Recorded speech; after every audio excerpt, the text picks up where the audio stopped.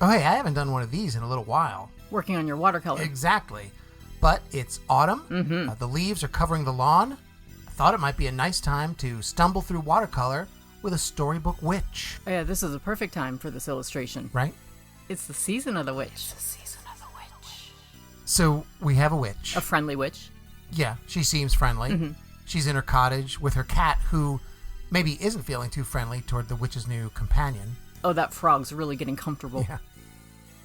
I decided on watercolor for this because I'm doing it kind of like a children's book illustration. Okay. It's cartoony, it's fun, it's very kid-friendly. And like you said, there's a story here, and it's all about this rivalry between the cat and the bullfrog. Right? Who's going to be this witch's familiar?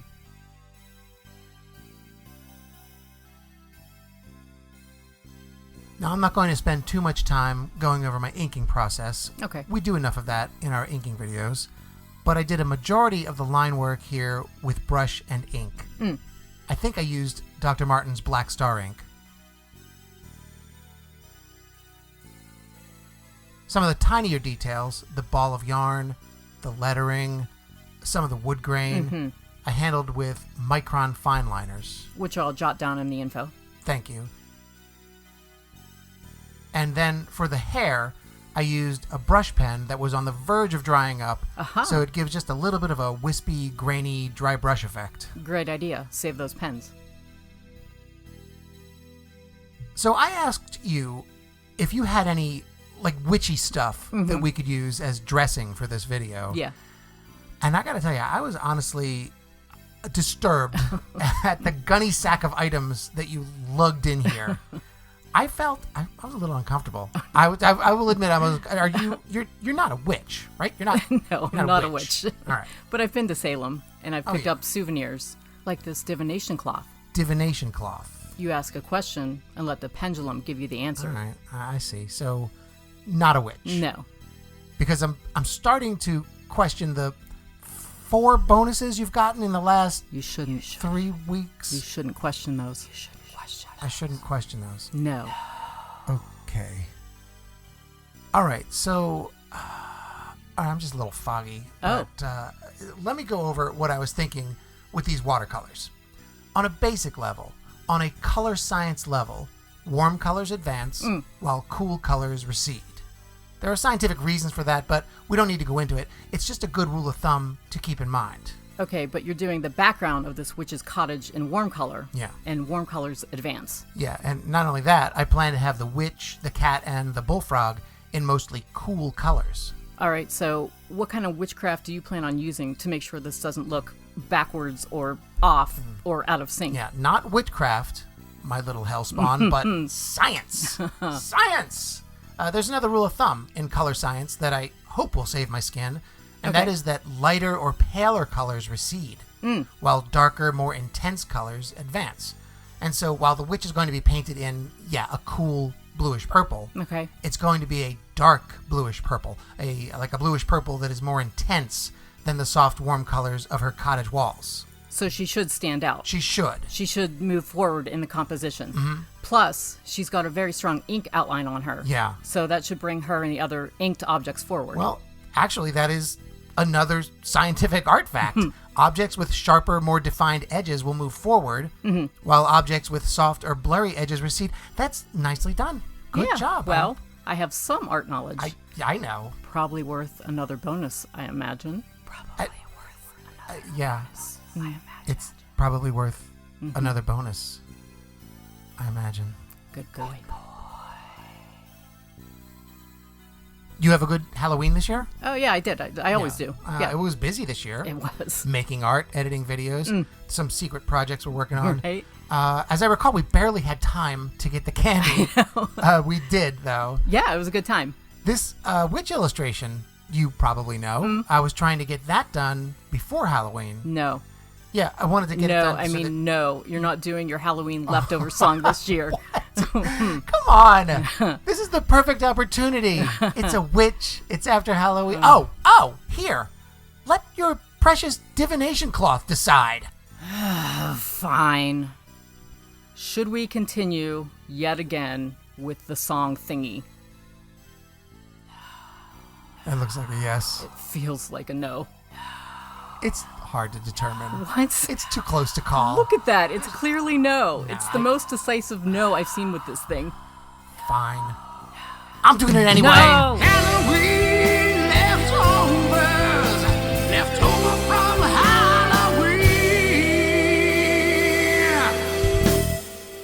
I feel dirty. Yeah. Well, I always feel like that. So I'm used to it. Besides, there's at least 2 subscribers who are huge fans of that bit. Yes. On the bright side, you're almost done with this illustration. Yeah. So I feel like we've heard the last of that song for a while.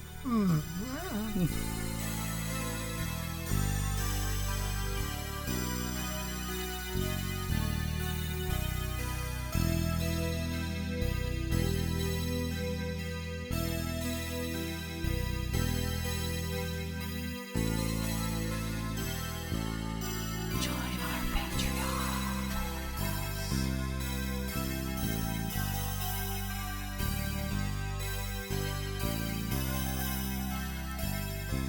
Like, share, subscribe.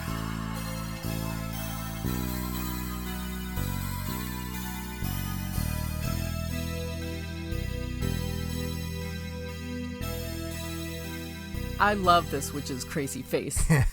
Remember, I went through a few designs with her because she started out as a young pretty witch. Oh, yeah, I remember. She looked like a Disney witch. She did.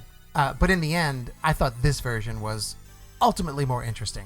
Like, this witch has lived a life in these woods.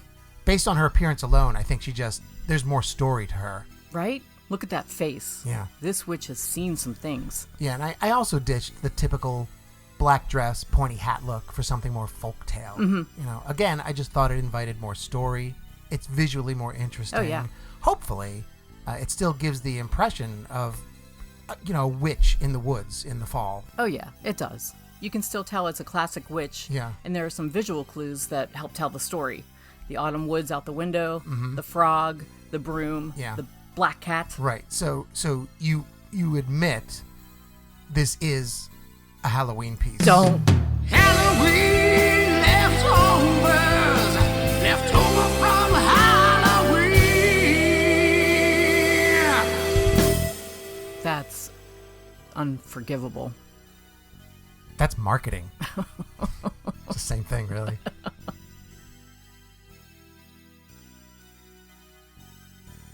I grabbed some colored pencils because while I do want the background to be softer than the foreground, So that the witch comes forward. yeah, I still wanted to shore up some of those shapes in the background for clarity. And that should work because the pencils aren't as bold as the inks, right? That's what I was thinking. Okay, let's see how it turned out. You see what I was talking about here? There's a lot of witchy stuff Yeah, well. that you brought out. Oh, also, I saw this when I was editing. What is with these 2 tarot cards? There's a woman on a card that says the Star, and then there's a guy on a card that says the Fool. Yeah. What's that all about? Are you trying to tell me something? I don't What's choose the cards. They merely speak through me. going- Yeah. Let's look at some details. All right, here's the bucket. I was pretty happy with the bucket. And you can see how much difference the ink outline makes. Oh, yeah. Comparing the bucket with the cat. I like this frog. He looks very comfy in his new home. He does. And I'm also happy with the loose feel of the watercolor on the ground, the wall. Oh, yeah. I think I'm feeling a little more confident doing watercolor backgrounds. And I love the witch. Yeah. She's got a lot of personality. I'm happy with her skin tones, with the hair. I think the story is pretty clear. Oh, yeah. I'm pretty happy with this in general. Oh, good. It's just, I just realized I think I've been massaging your feet this whole time. Yes, and doing a very good I job don't at it. remember Keep when, going. why. I feel as if my will is not my own. I wouldn't worry about it.